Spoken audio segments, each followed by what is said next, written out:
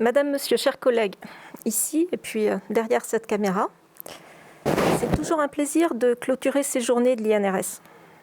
Mais c'est assez intimidant et risqué pour moi de tenter de proposer une synthèse après des exposés aussi variés, concrets, construits, en un mot aussi riche.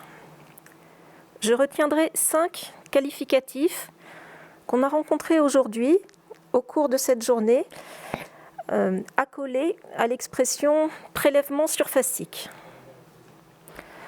En premier lieu, j'ai noté le mot « diagnostic ». Les prélèvements surfaciques constituent un outil de diagnostic. En effet, observer une pollution sur une surface de travail indique qu'il y avait une pollution dans l'air auparavant, avant qu'il ne se dépose sur la surface, ou alors qu'il y a eu un transfert de la pollution. Et cet outil de diagnostic invite donc à rechercher les sources de pollution de manière à les réduire le plus en amont possible. Je retiendrai aussi le terme complémentaire. Le prélèvement surfacique est un outil complémentaire à mettre dans la boîte à outils du préventeur. On nous a rappelé les 3 voies d'exposition principales aux risques chimiques: inhalation, ingestion ou la voie cutanée. Le prélèvement surfacique permet l'identification et l'analyse des surfaces contaminées. C'est un outil complémentaire pour le préventeur, à côté des prélèvements atmosphériques ou de la biométrologie. On a aussi vu que cet outil est adapté à une grande diversité de situations et d'environnements de travail. On a entendu parler Airbus avec le Chrome 6, on a vu le secteur des télécoms avec le plomb, des exemples dans le nucléaire ou dans le secteur médical.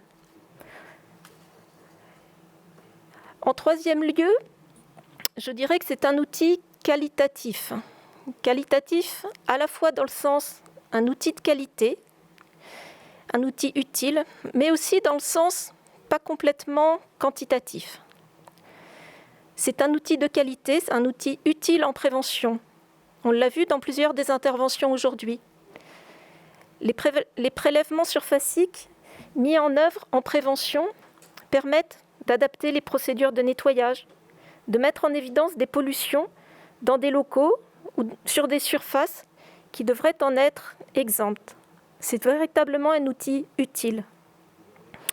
Mais on a aussi entendu parler à de nombreuses reprises de l'absence de valeur réglementaire. En fait, cette absence de valeur réglementaire ne doit pas être un frein à la mise en œuvre de ces techniques. On a vu aujourd'hui la diversité des applications concrètes et les déclinaisons opérationnelles utiles que cet outil permet, malgré cette absence de valeur réglementaire.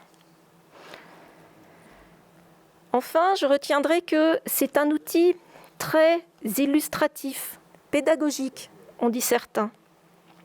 C'est un outil qui permet de sensibiliser les préventeurs, les salariés, mais aussi les employeurs. C'est un outil qui incite au passage à l'action. On peut sensibiliser ainsi au bon port du gant, on l'a vu, à l'importance d'un plan de nettoyage adapté. Cet outil permet de montrer, d'une certaine façon, de visualiser, de mettre en évidence des transferts de pollution ou peut-être de lutter contre certains dénis encore malheureusement trop fréquents. Enfin, j'ai retenu que c'est un outil simple à mettre en œuvre. Mais comme tous les outils, il faut l'utiliser à bon escient et de la bonne façon.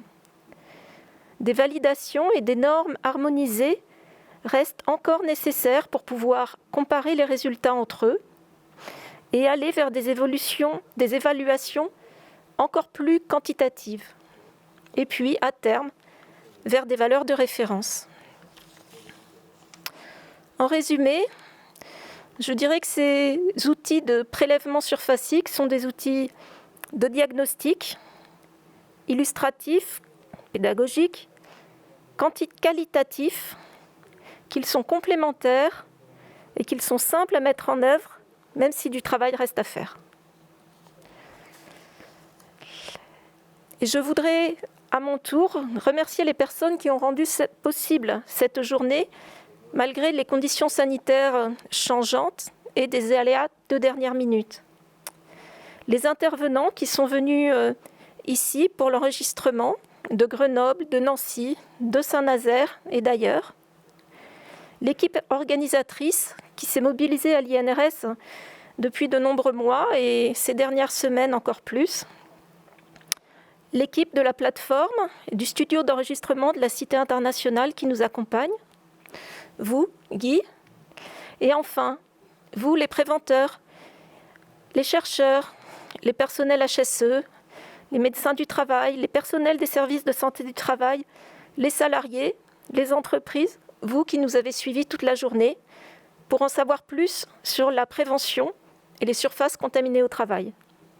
À vous tous, merci. Séverine Brunet, c'est par ces mots que vous venez de clore la journée technique de l'INRS consacrée au thème surfaces contaminées au travail, comment mesurer pour prévenir. Nous vous en remercions très chaleureusement.